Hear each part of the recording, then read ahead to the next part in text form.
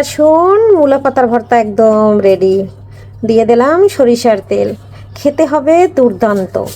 আর এই যে চলে আসুন বন্ধুরা, একটা লাইক দিয়ে ভিডিওটি কন্টিনিউ করুন। আর সরিষার তেল দিয়ে ভর্তা রেডি হয়ে গেছে, সাথে আছে গরম গরম ভাত। আর এর স্বাদ কিন্তু যে একবার খাবে তার জিভে লেগে থাকবে, আবার বলবে যে আমাকে একটু ওই ভর্তাটা তৈরি করে দিন। আর এই ভর্তা যাকে খাওয়াবেন সে কিন্তু আপনার প্রেমে পড়ে যাবে। প্রিয় বন্ধুরা, কেমন আছেন সবাই? আমি পাপড়ি কিচেন অ্যান্ড ব্লগ থেকে চলে আসলাম আপনাদের মাঝে নতুন একটা রেসিপি নিয়ে। এখানে নিয়েছি মূলা শাক। আর এই মূলা শাকের কচি কচি পাতা করব ভর্তা। আর মূলা শাকের ভর্তা কে কে খেয়েছেন অবশ্যই কমেন্ট করে জানাতে ভুলবেন না। এই মূলা শাকটা এখন আমি বেছে ধুয়ে পরিষ্কার করে নিচ্ছি, তারপরে কিভাবে ভর্তাটা করি আপনারা সঙ্গে থাকুন, দেখতে থাকুন। আর মূলা শাকে কিন্তু উপকারিতার অভাব নাই, এতে আছে প্রচুর উপকারিতা। তাই মূলার সিজন থাকতে থাকতে এই ভর্তাটা একবার হইলেও বানিয়ে খেয়ে নেন। যারা না খেয়েছেন তাদের জন্য এই ভিডিওটা, আর যারা খেয়েছেন তাদের জন্য তো কিছু বলার নাই। আমি কিভাবে ভর্তা তৈরি করি একদম সবুজ রেখে পাটায় বেটে, সঙ্গে থাকুন, দেখতে থাকুন। আর মূলা শাকগুলোর একদম টাটকা ফ্রেশ। আর এইভাবে মূলা শাক ভর্তা করলে একদম চেটেপুটে খাবে সবাই। আর কাছে দূরে দেশ ও দেশের বাহির থেকে যারা আমার ভিডিও সবসময় দেখেন এবং সুন্দর সুন্দর কমেন্ট করেন, সবাইকে জানাচ্ছি মন থেকে অফুরন্ত ভালোবাসা এবং অনেক অনেক শুভকামনা। এভাবে সবাই আমার সঙ্গে থাকুন, পাশে থাকুন, আমাকে ভালোবাসুন, একটু একটু করে এগিয়ে নিয়ে যান। আপনাদের ভালোবাসা পেলে আমি যেতে পারবো এগিয়ে অনেক দূরে। তবে সবাই একটু লাইক দিয়ে ফুল ওয়াশ করে দিবেন ভিডিওটা। ওয়াশ টাইম একদম হচ্ছে না, কেন হচ্ছে না জানি না। আমার 100-150 কমেন্ট পড়তেছে, ভিডিও দেখতেছে, কিন্তু 1 ঘন্টাও ওয়াশ টাইম বাড়ছে না। কেন বাড়ছে না কিছুই জানি না। আমি কারো দোষ দিব না এবং কোনো কিছু এ ব্যাপারে বলবও না। তবে প্লিজ বন্ধুরা, সবাই একটু ফুল ওয়াশ করে দিবেন। এটা বলতে পারেন আপনাদের কাছে একটা অনুরোধ। আর একটা লাইক অবশ্যই দিবেন, লাইকের সংখ্যা খুবই কম। আপনাদের একটা লাইক পৌঁছে দিতে পারে আমাকে আরও নতুন নতুন বন্ধুদের কাছে। তবে একটা লাইক দিয়ে ভিডিওটি দেখা শুরু করবেন। আমি কিন্তু সবার ভিডিও 100 ফুল দেখি এবং সবাইকে লাইক দিয়ে তারপরে ভিডিও দেখা শুরু করি। বন্ধুরা, মূলা শাক ভর্তা করার জন্য মূলা শাকটা ধুয়ে এই যে কুচি করে নিয়েছি। আর এখানে নিয়েছি নারকেল, নিয়েছি রসুন, নিয়েছি কাঁচামরিচ, নিয়েছি পেঁয়াজ। আমার ভর্তা করতে কিন্তু এগুলো নেই লাগবে। আর এই যে আমি কিন্তু একদম রেডি করে নিয়েছি। এখন এক এক করে কিভাবে আমি ভর্তাটা করি মূলা শাকের, অবশ্যই সাথে থাকুন, দেখতে থাকুন। আশা করছি আপনাদের কাছে ভীষণ ভালো লাগবে। কড়াইতে দিয়ে দিচ্ছি তেল, মানে ফ্রাই প্যানে। এখন রসুনটা আমি ভেজে নেব। রসুনটা কিন্তু একটু লাল করে ভেজে নিতে হবে। রসুনটা একদম লাল করে ভেজে নিয়েছি। এখন এই পর্যায়ে দিয়ে দেব মরিচ, পেঁয়াজ আর মরিচ একসাথে দিয়ে ভেজে নেব। আর বন্ধুরা, আপনাদের যদি নারকেল বাসায় না থাকে তাহলে অপশনালি নারকেলটা বাদ দিতেও পারেন, তবে নারকেল দিলে পরে খেতে ভালো লাগে। পেঁয়াজ আর মরিচটা একটু ভাজা হইলে তারপরে আমি দিয়ে দেব নারকেল। সব কিছু একদম লাল করে ভেজে নিয়েছি। অবশ্য মূলা শাকের ভর্তাটাই এরকম লাল করে ভেজে নেবেন, তাহলে খুব সুন্দর একটা ফ্লেভার আসবে আর খেতেও দারুণ লাগবে। এই যে দেখুন, আমি নারকেলটা দিয়ে দিয়েছি।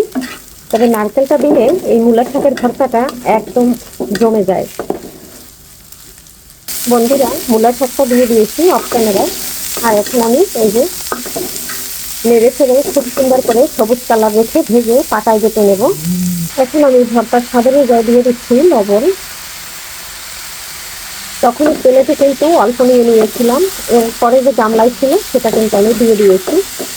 কারণ মাথার পাতাগুলো নিয়েছি, ডাটা কিন্তু একটাও নিলে। আপনারাও চেষ্টা করবেন মাথার পাতা নেওয়ার জন্য, ডাটা নেবেন না, তাহলে কিন্তু একটু আঠাশ হবে। আর এটা কিন্তু একদম মিহি হয়ে যাবে। আর এই যে মূলা শাকটা দিয়ে কিন্তু জল বের হচ্ছে, এই জলটা সম্পূর্ণ একদম শুকিয়ে নিতে হবে।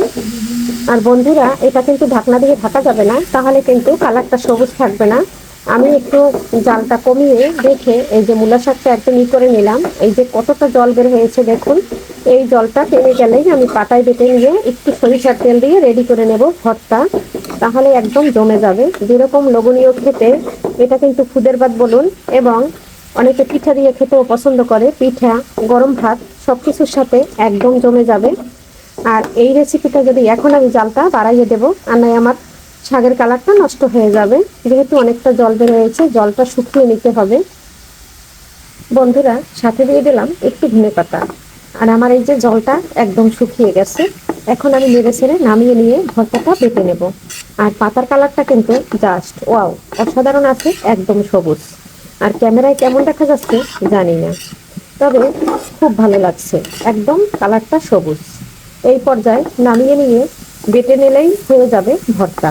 তবে একটু ঠান্ডা হতে সময় লাগবে।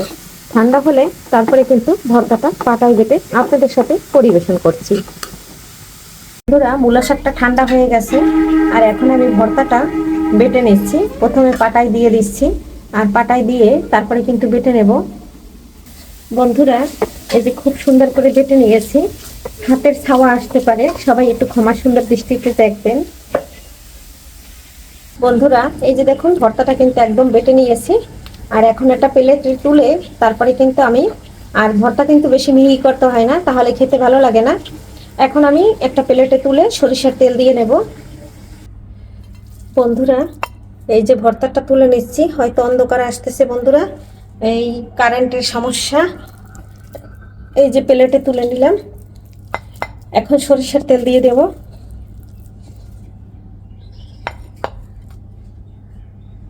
বন্ধুরা, 1 চামচ সরিষার তেল নিয়ে নিয়েছি। আর এই ভর্তায় যদি এরকম কাঁচা সরিষার তেল দিয়ে মাখা হয়, একদম জমে যাবে। এই যে ভর্তাটা কিন্তু মেখে নিলাম সরিষার তেল দিয়ে, চামচ দিয়ে, এখন আর হাত লাগাবো না। আর এভাবে বন্ধুরা সরিষার তেল দিয়ে ভর্তা একবার বানিয়ে খাবেন, এর স্বাদ জিভে লেগে থাকবে 6 বছর। সবাই ভালো থাকুন। কে কোথা থেকে ভিডিওটা দেখছেন এবং দেখা শুরু করছেন বা দেখবেন, সবাইকে জানাচ্ছি মন থেকে অফুরন্ত ভালোবাসা। আর এভাবে একবার হইলেও মূলা শাকের ভর্তাটা বানিয়ে খাবেন, এতে কোনো প্রকারে কোনো জল নাই, কিছু না। আজকের মতো বিদায় নিচ্ছি। সবাই ভালো থাকুন, সুস্থ থাকুন। আবারও দেখা হবে নতুন কোনো রেসিপিতে। বাই।